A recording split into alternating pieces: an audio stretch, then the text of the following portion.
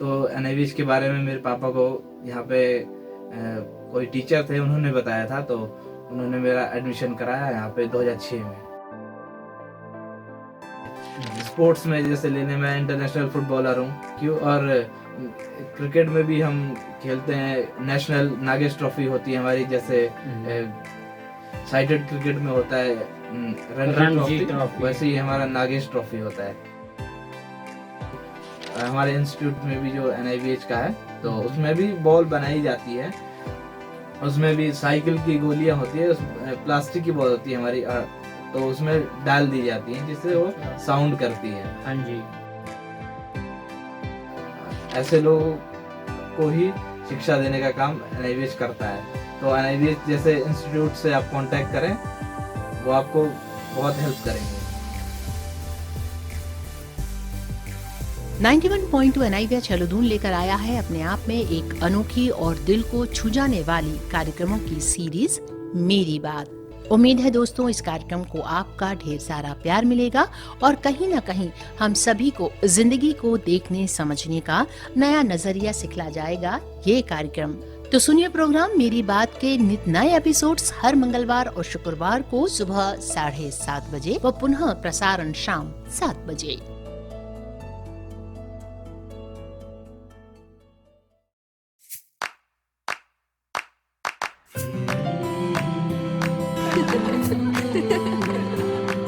मेरी बात।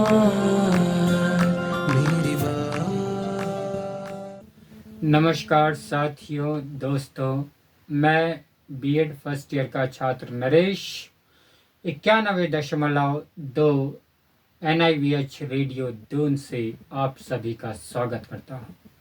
मेरे साथ इस समय स्टूडियो में मौजूद हैं मेरे साथी मिराज जी, जिनसे हम उनके अनुभव साझा करेंगे आपके साथ। वो अपने साथ घटी घटनाओं का विवरण आपको देंगे और ये भी बताएंगे कि कैसे उनके साथ जीवन में कठिनाइयाँ आईं और उन्होंने कैसे उसे पार किया।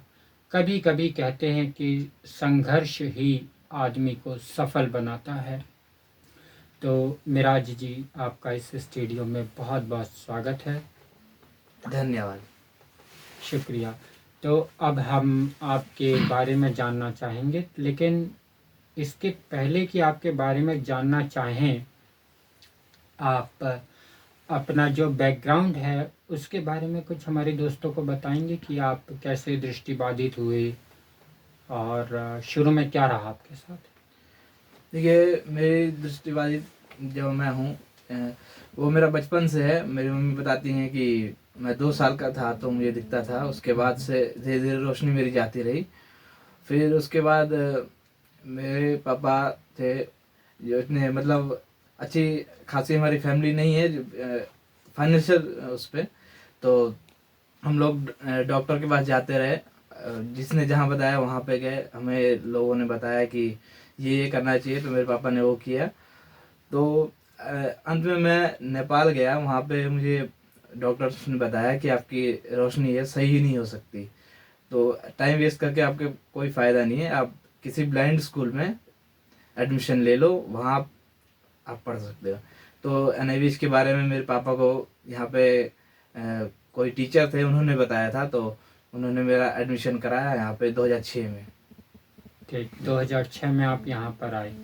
तो हम ये जानना चाहेंगे, यहाँ पर शुरू में जब आप आए तो आपको कैसा महसूस हुआ, क्योंकि दृष्टिबाधित कभी घर जाते नहीं है, क्योंकि स्पेशल एजुकेशन कुछ ऐसी होती है जिसमें हम उन्हें हॉस्टल में रखते हैं और कोई भी इतना टाइम नहीं देता कि बच्चों के लिए वैन करें, जैसे एक दृष्टिवान के लिए की जाती है कि वो उसे स्कूल भी छोड़ दे और घर भी छोड़ दे। तो उस केस में शुरू में कैसा लगा आपको जब माता पिता आपको यहाँ पर छोड़ कर गए? उसी सामान्य बच्चे की तरह मुझे भी बहुत बुरा लगा कि, और मैं बहुत रोता भी था कि पहली बार आया था यहाँ पे मैं, तो यहाँ पे जान पहचान का भी हमारा कोई नहीं था, तो बहुत रोता था मैं। मेरे पापा को भी बहुत दिक्कत मतलब हुआ छोड़ने में मुझे यहाँ पे। तो धीरे धीरे सब सामान्य होता है जैसे जैसे आगे बढ़ते गए। बिल्कुल। तो यहाँ पर सारी एजुकेशन आपकी किस माध्यम से हुई, जरा बताएंगे आप हमारे साथियों को? जो हम लोग की जो शिक्षा होती है ब्रेल से होती है, तो मेन तो ब्रेल से ही रहा, क्योंकि मैं टोटली ब्लाइंड हूँ, मैं प्रिंट नहीं पढ़ सकता, तो मेन तो ब्रेल से ही रहा है हमारा। तो आपको बुक्स वगैरह ब्रेल में अवेलेबल होती थी? बिल्कुल, सारी बुक्स हमें लाइब्रेरी से मिल जाती थी, ऐसी कोई बुक्स नहीं होती थी जो ना मिलती हो। और जब हम मैथमेटिक्स या साइंस की बात करें तो इसमें क्या रहता था आपके पास जोड़ गुणा भाग करने के लिए या साइंटिफिक कैलकुलेशन के लिए? मैथमेटिक्स में कैलकुलेशन के लिए हम टेलर फ्रेम का यूज़ करते थे, जिसमें टाइप्स होते हैं, उसको मतलब शेप बना दिया होता है, उसमें पर्टिकुलर एक दो एक के लिए, तो इस हिसाब से हमें घुमाकर उसे उसकी दिशा चेंज करके एक या दो तीन जीरो जो भी बनाना होता था हमें बनाना पड़ता है। अच्छा, तो जरा हमारे श्रोताओं को ये नहीं पता कि ब्रेल क्या है। एक नाम दे देते हैं हम स्क्रिप्ट का कि ये ब्रेल लिपि है। तो जैसे हम रोमन लिपि के बारे में कहेंगे तो सब लोग अवेयर हैं कि रोमन लिपि क्या होती है और देवनागरी क्या होती है। ऐसे ही बहुत सारी लिपि हैं। तो जरा ब्रेल लिपि को एक छोटा सा एग्जाम्पल देकर बताएं कि अगर मुझे स्वर लिखने होंगे, मात्राएं लिखनी होंगी, अ, आ, ई, उ, तो हम इसे कैसे रिप्रेजेंट करते हैं और ये कैसे काम करती है ब्रेल? जो ब्रेल लिपि होती है पूरा स्पर्श के माध्यम से पढ़ा जाता है। और ब्रेल लिपि 6 बिंदुओं में जितने भी ये अक्षर होते हैं, मात्रा होती हैं, उनके लिए एक पर्टिकुलर उसे नंबर डिसाइड इसमें होता है। जैसे आ लिखना है तो छोटा आ के लिए एक डॉट होगा, 1 2 3 4 5 6 ऐसे डॉट डिसाइड नंबरिंग की गई है, जिसके हिसाब से हमें उसमें डॉट प्रेस करके ये अक्षर उभारने पड़ते हैं, उसको हम टच करके पढ़ते हैं। आ के लिए, छोटा आ के लिए एक डॉट होता है, और जो बड़ा आ होता है उसके लिए भी 3 4 और 5 का डॉट प्रेस किया जाता है। अच्छा, फिर उसे छू कर पढ़ा जाता है। अच्छा, जैसे हम मिराज लिखेंगे, आप ही का नाम है मिराज। बिल्कुल। तो मिराज के लिए हम जैसे माँ है तो माँ, और जैसे आप लिखते हैं छोटी ई, र, फिर आ की मात्रा देके जा लिखते हैं, क्योंकि ब्रेल में तो मात्रा होती नहीं होगी शायद। बिल्कुल बिल्कुल। ठीक है, तो इसको जरा समझाएं हमारे श्रोताओं को कि आप कैसे लिखेंगे इसे। मुझे जैसे मेरा नाम लिखना है मिराज, तो माँ का अक्षर होता है, उसको हम दबाते हैं, डॉट उसमें डिसाइड है, मतलब तो उसे प्रेस करते हैं, एक का डॉट हमें प्रेस करना पड़ेगा, 3 और 4 ये होता है माँ। फिर उसके बाद छोटी का डॉट होगा 2 और 4। फिर र के लिए भी अलग डॉट डिसाइड किया गया है, 1 2 3 और 5। और बड़ा आ के लिए जैसे मैंने पहले बताया कि 3 4 5, और ज के लिए 2 4 5, ऐसे ही डॉट डिसाइड होते हैं। तो बहुत बहुत शुक्रिया, ये तो रहा हमारा ब्रेल का। बिल्कुल। अब हम थोड़ा एडवांस लेवल पर जाएंगे, तो अब हम ये जानना चाहते हैं कि आपने यहाँ 12वीं तक शायद पढ़ाई की होगी। बिल्कुल। तो किस किस कंपटीशन या प्रतियोगिताएं, जैसे दृष्टिबाधितों के लिए कोई कंपटीशन होता है, प्रतियोगिताएं होती हैं, यदि आपने किसी में भाग लिया हो तो जरा कुछ एक बताएं हमें, हमारे श्रोताओं को, कि कैसे इन लोगों के लिए ऑर्गेनाइज होती हैं ये प्रतियोगिताएं। बिल्कुल, ये जो हमारे लिए प्रतियोगिताएं होती हैं, हमें टीचर्स द्वारा सिखाया जाता है कि आप एक में पार्टिसिपेट ना करके सभी में पार्टिसिपेट करें, ताकि आपका सर्वांगीण विकास हो सके। वो जिसमें पढ़ाई लिखाई में, जैसे हम रीडिंग राइटिंग में पार्टिसिपेट करते थे स्कूल लेवल पे भी, और इंस्टीट्यूट लेवल पे भी हम जाते थे, NFB जाते थे, और AIC भी, और ऐसे कई जगहों पे जाते थे। स्पोर्ट्स में जैसे लेने में इंटरनेशनल फुटबॉलर हूँ। वाह, गुड, बिल्कुल, कांग्रेचुलेशंस इसके लिए आपको। Thank you. और क्रिकेट में भी हम खेलते हैं, नेशनल नागेश ट्रॉफी होती है हमारी, जैसे साइडेड क्रिकेट में होता है रणजी ट्रॉफी, वैसे ही हमारा नागेश ट्रॉफी होता है। अच्छा, बिल्कुल। ऐसे इस तरह की कई सारे मतलब कॉम्पिटिशन्स के द्वारा हमारा विकास कराया जाता है। कोई एक दो वाकयात बताएंगे जिसमें बहुत इंटरेस्टिंग गेम रहा हो आपका और आप चूके हो या उसको विन किया हो आपने, कुछ ऐसा कुछ? ऐसे तो हमारे लाइफ में मतलब उतार चढ़ाव आता ही रहता है कि जिसमें हम चूके हों और जिसमें हमने विन भी किया हो।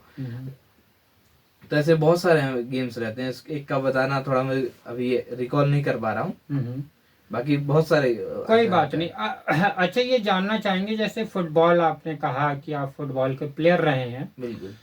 तो जैसे हम बात करते हैं एक दृष्टिवान में लियोनेल मेसी, हाँ, बिल्कुल। बहुत शानदार क्रिकेट वो फुटबॉलर रहे बिल्कुल, हैं। अर्जेंटीना के हैं। हाँ जी, हाँ जी। वर्ल्ड तो कप भी जीता है उन्होंने। हाँ जी, तो वो तो फुटबॉल, आप लोगों की कैसी फुटबॉल होती है? क्या कोई शेप अलग होता है, शेप सेम होती है कि उसमें कुछ नई फंक्शनैलिटी उसमें इनपुट की जाती है? हाँ, बिल्कुल, ये हमारी फुटबॉल होती है, इसमें टोटली ब्लाइंड बच्चे खेलते हैं, तो पूरा सुनकर ही खेलते हैं। तो उसमें साउंड इंस्टॉल किया जाता है, उसके लिए एक मेटल की कटोरी बनाकर उसमें कुछ ऐसा चीज मतलब इनपुट कर दी इनपुट जाती की है जाती है जिससे वो साउंड बजे। करे। हाँ जी। जब वो रुक जाती है तब साउंड बंद हो जाता है, जब वो चलती है तब उसका साउंड आता है। अच्छा, तो आप फुटबॉल में क्या रहे थे? कौन सा गोल प्लेयर रहे थे या सेंटर प्लेयर रहे थे या सर्विस वाले? क्या आपको अच्छा लगता था उसमें? बिल्कुल, वैसे तो मैं डिफेंडर हूँ, लेकिन हमें सब सिखाया जाता है, अटैक भी सिखाया जाता है। जरूरत के हिसाब से कोच हमें चेंज करते हैं कि तुम्हें कहाँ पर खेलना है, कहाँ अपने हिसाब से वो करवाते हैं, तो हमें सब कुछ सिखाया जाता है। अच्छा, तो आपने क्रिकेट का बोला था, जरा क्रिकेट पर भी हम बात कर लेते हैं। तो आपका पहले ये जानना चाहेंगे सबसे पसंदीदा खिलाड़ी कौन है आपका? क्रिकेट में मेरा तो विराट कोहली है, गुड। और ब्लाइंड क्रिकेट में बात की जाए तो दीपक मलिक। दीपक मलिक। तो ये बताएं, जो ब्लाइंड क्रिकेट आप बोलते हैं दृष्टिबाधितों के लिए, बिल्कुल। उसमें जो बॉल होती है उसका क्या रहता है? उस बॉल में क्या होता है कि वो बॉल आपको आसानी से पकड़ में आ जाती है कि बॉल यहाँ जा रही है, वहाँ जा रही है, और कैसा रहता है? मतलब कुछ बताएंगे हमारे श्रोताओं को? बिल्कुल सेम फुटबॉल की तरह होता है, इसमें भी हमारे इंस्टीट्यूट में भी जो NIVH का है, तो उसमें भी बॉल बनाई जाती है। उसमें भी साइकिल की गोलियां होती है, उस प्लास्टिक की बॉल होती है हमारी, तो उसमें डाल दी जाती है जिससे वो साउंड करती है। हाँ जी, वो जो साइकिल के बैरिंग में छर्रे लगे होते हैं, हाँ बिल्कुल बिल्कुल, वो डाल दिए जाते हैं। ठीक है, तो बहुत बहुत शुक्रिया।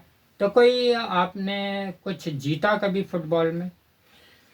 बिल्कुल, हम लोग 2017 में यहाँ से स्कूल की टीम लेके गए थे, तो हम नेशनल में फाइनल जीते थे अगेंस्ट केरला के। अच्छा, गुड। बिल्कुल।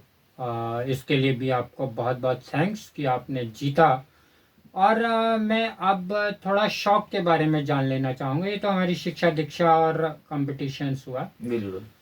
तो कोई शौक आपका किसी विधा में, संगीत, साहित्य या किसी अदर चीज़ में? मुझे शौक तो नॉवेल्स पढ़ने का है और म्यूजिक सुनने का है।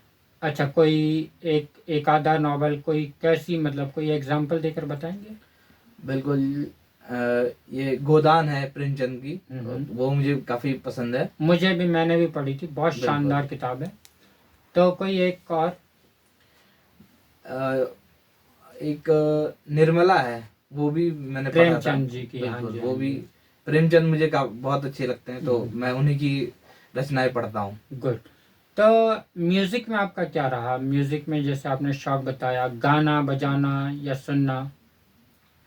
मेरा को इतना म्यूजिक में शौक बजाने या गाना गाने का तो नहीं है, लेकिन हमने 12th में तबला सीखा था, तो तबला में थोड़ा बहुत बजा लेता हूँ। अच्छा, मिराज जी, आपने जैसे थोड़ा, हम फिर से रिकैप करना चाहूँगा मैं स्पोर्ट्स के बारे में थोड़ा।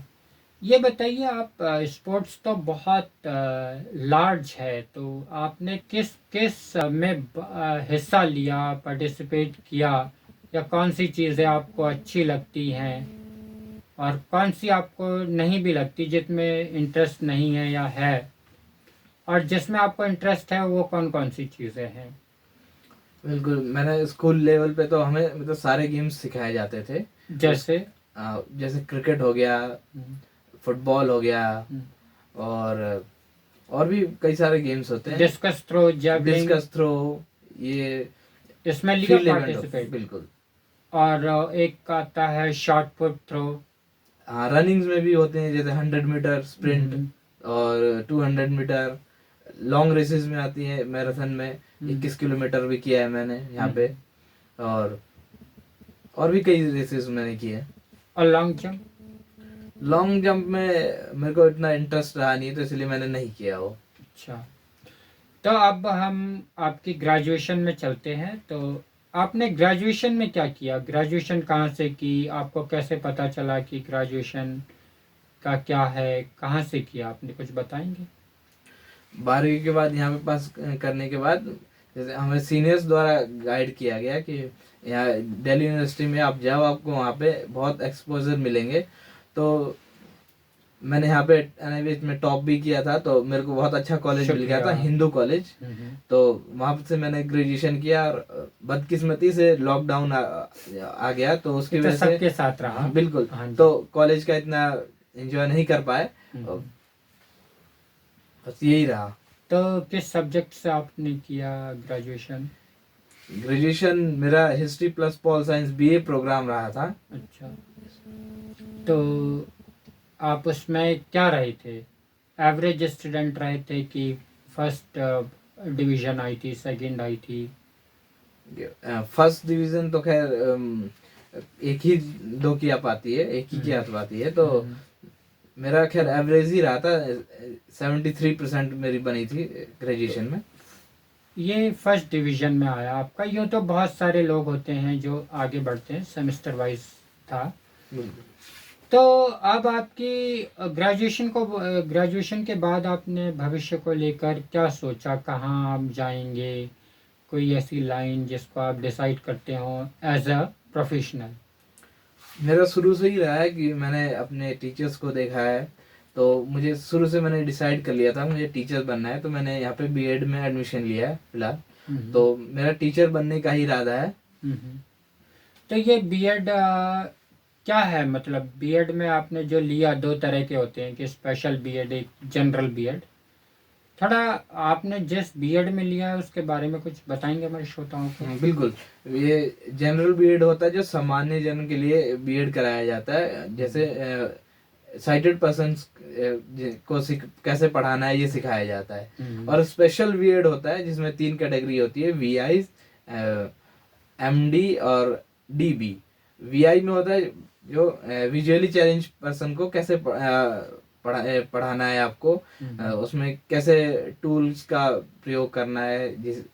और MD में मल्टीपल डिसेबल्ड्स को कैसे पढ़ाना होता है। और DB में डेफ एंड ब्लाइंड को कैसे पढ़ाना होता है। इसमें अलग अलग शिक्षा दी जाती है। तो ये बस इतना ही अंतर है। अच्छा, तो इसके बाद आप शायद टीचिंग लाइन में जाएंगे? बिल्कुल। तो क्या सोचा है आपने टीचिंग के बारे में? टीचिंग के बारे में मैंने यही सोचा है कि भारत में हम जैसे देखते होंगे कि काफी शिक्षा का अभाव रहा है। हम गांव में चले जाएं तो अभी भी दृष्टिबाधित बच्चे शिक्षा से बहुत दूर हैं। तो मैं ये चाहता हूँ कि मैं गांव तक जाऊं, और जो दृष्टिबाधितार्थ हमारे विद्यार्थी हैं, बच्चे हैं, उनको मैं शिक्षा से जोड़ना चाहता हूँ। मेरा यही एम है आगे का। ठीक है, बहुत अच्छा मिराज जी। और कोई हमारे साथियों को आप एज अ विजुअली इम्पेयर्ड, आप जो रहे हैं दृष्टिबाधित, आपको जो कठिनाई हुई है, कोई मैसेज देना चाहेंगे हमारे साथियों को? बिल्कुल, मेरा मैसेज यही है कि अगर कोई पढ़ नहीं पा रहा है तो आसपास में अपने जो भी हैं जानकार विजुअली इम्पेयर्ड फील्ड के, उनसे कांटेक्ट करें। बिल्कुल घबराने की कोई ज़रूरत नहीं है। NIVH जैसे इंस्टीट्यूट ऐसे ही लोगों का इंतज़ार कर रहे हैं कि ऐसे लोग हमारे पास आएँ, और ऐसे लोगों को ही शिक्षा देने का काम NIVH करता है। तो NIVH जैसे इंस्टीट्यूट से आप कांटेक्ट करें, वो आपको बहुत हेल्प करेंगे। ठीक है, शुक्रिया मिराज जी। मैं अपने साक्षात्कार को किसी कवि की पंक्तियां हैं कि कहीं भली है कटुक निबोरी, कनक कटोरी की मैदा से। ये पक्षी बोलता है उसमें, जो पिंजड़े में कैद रहता है, तो वो उन्मुक्त रहना चाहता है। ऐसे ही हम लोग भी उन्मुक्त रहना चाहते हैं, आज़ाद रहना चाहते हैं। हमारे हौसलों को परवाज़ मिलनी चाहिए। इन्हीं वाणी के साथ मैं इसको विराम देता हूँ। शुक्रिया आप लोगों का।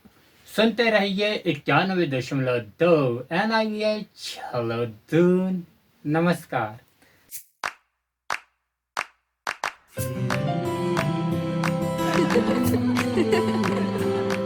मेरी बात, मेरी बात।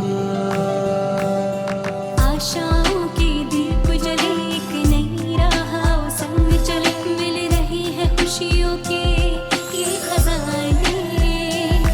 जीवन में सच्चा साथ मिले, आओ हम तुम परवाज़ भरे सतरंगी से सपने हुए सुहाने। दिल की बातें दिल से सुनाने, तेरी मेरी कहानी। दिल की बातें दिल से सुनाने, तेरी मेरी कहानी। मेरी बात, मेरी बात, मेरी बात, मेरी बात, मेरी बात, मेरी बात।